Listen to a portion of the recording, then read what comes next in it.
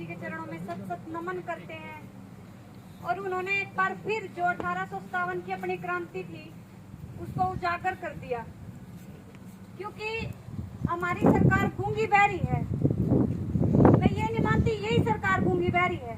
75 सालों से हम आजाद हैं, लेकिन 75 सालों से क्या किसी को भी ये नहीं पता चला भी रोनाथ गांव ने कितना बड़ा सहयोग कर रखा हमारी आजादी में, कितने बलिदान दे रखे हैं। तो सिर्फ यही सरकार नहीं, मैं ये मानती हूँ 75 सालों से अब तक जितनी सरकारें आई सभी दोषी हैं इसमें, जो वादे करती हैं और मुकर जाती हैं।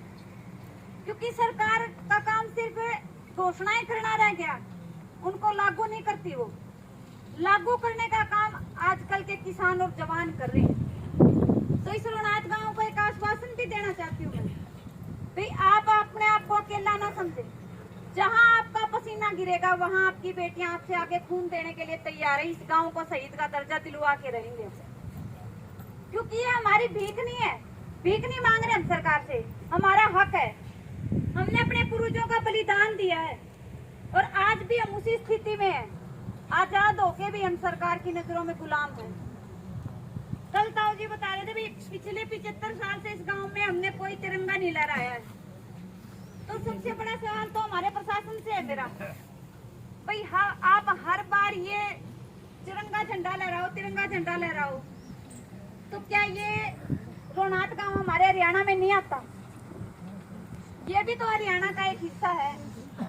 तो फिर यहाँ क्यों नहीं आज तक कोई मंत्री संतरी आया, किसी ने तिरंगा क्यों नहीं फहराया? अब की बार तो सरकार ने तिरंगों की बौछार कर रखी थी, फिर भी सरकार को ये समझ नहीं आया भाई ये शहीदों का गांव है तो यहाँ भी कुछ ना कुछ करना चाहिए। और 10 तारीख से इस गांव के वासी धरने पर बैठे हैं, तो 10 के बाद ही आती है 15। क्या प्रशासन की नजरों में ये धरना है ही नहीं? तो आज प्रशासन को भी हम ये कहना चाहते हैं, तो ये धरना आप छोटी मोटी चीज समझ रहे हो ना, ये छोटी मोटी चीज नहीं है, ये शहीदों की धरती है।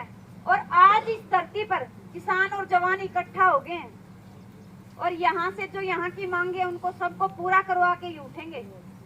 क्योंकि आपको पता है 13 महीने जो किसान और जवान ने आंदोलन लड़ा है वो सफल हुआ है। और जिस आंदोलन में हमारे पूर्वज आगे आ जाते हैं, हमारे बुजुर्ग आगे आ जाते हैं, उस आंदोलन को हम कभी कमजोर नहीं पड़ने देते। क्योंकि सामने बुजुर्ग खड़े हैं, पीछे जवान और उनकी माताएं बहनें खड़ी हैं। तो कोई भी चीज कमजोर नहीं होती जब परिवार मिलके चलता है।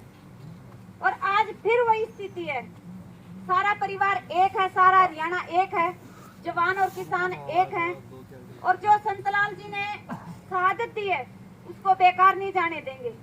यहाँ एक बार फिर तिरंगा लहराएंगे और अपनी आजादी को लेकर रहेंगे इस सरकार से और प्रशासन से। आप देखना इसी तरह डटे रहना, यहाँ पीएम भी आएंगे और सीएम भी आएंगे। जो प्रशासन बार बार अलग से कमेटी को बुला रहा है वो खुद आके यहाँ तिरंगा लहराएंगे। क्यों लहराएंगे? क्योंकि हमारी एकता के सामने उन्हें झुकना पड़ेगा। जो हमारी मांगे हैं वो जायज हैं। आपको मैं बताना चाहती हूँ ये वो सरकार है जो 750 किसानों की शहादत पर भी एक शब्द नहीं निकाला था इन्होंने। आपने एक मंत्री का बयान भी सुना होगा, उन्होंने ये बोला था तो ये मरते तो घर पे भी थे, अभी क्यों इनके लिए लड़ाई लड़ी जा रही है? तो आज इस सरकार को मैं ये बताना चाहती हूँ, ना तो शहीद कोई बीमारी है, ना आंदोलन कोई बीमारी है। ये मांगे जायज हैं। इन मांगों के लिए हम आखिरी दम तक लड़ेंगे, सरकार और प्रशासन के घुटने टिकवा कर रहेंगे। और जैसे अभी थोड़ी देर पहले भाई मनोज ने बताया था, भाई कुलदीप खरड़ यहाँ पर अनशन पर बैठना चाहता है अगर यहाँ की कमेटी बोले तो मैं अपने भाइयों को विश्वास दिलाना चाहती हूँ, इस भाई का किसान आंदोलन में बहुत बड़ा योगदान रहा है।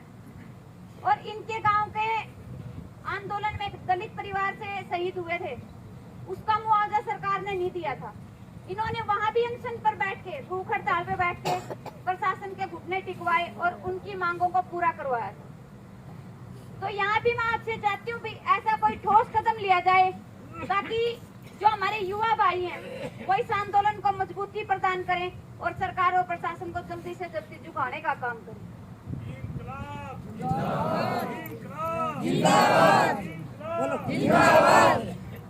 एक बार फिर शहीद संतलाल जी के चरणों में सत सत नमन। और आप सभी का भी मैं बड़ा धन्यवाद करती हूँ भाई, आप डटे हुए हैं अपने मैदान में, अपनी मांगों को लेकर डटे हुए हैं। आपकी मांगों के साथ पूरा भारत खड़ा है, पूरा हरियाणा खड़ा है, पूरे जवान और किसान खड़े हैं। आप जिस दिन का समय देंगे उस दिन आपके रोहनाथ गांव में जवान और किसान ही दिखेंगे, प्रशासन और सरकार का कोई चारा नहीं चलेगा। इन्हीं शब्दों के साथ धन्यवाद। जय जवान जय किसान।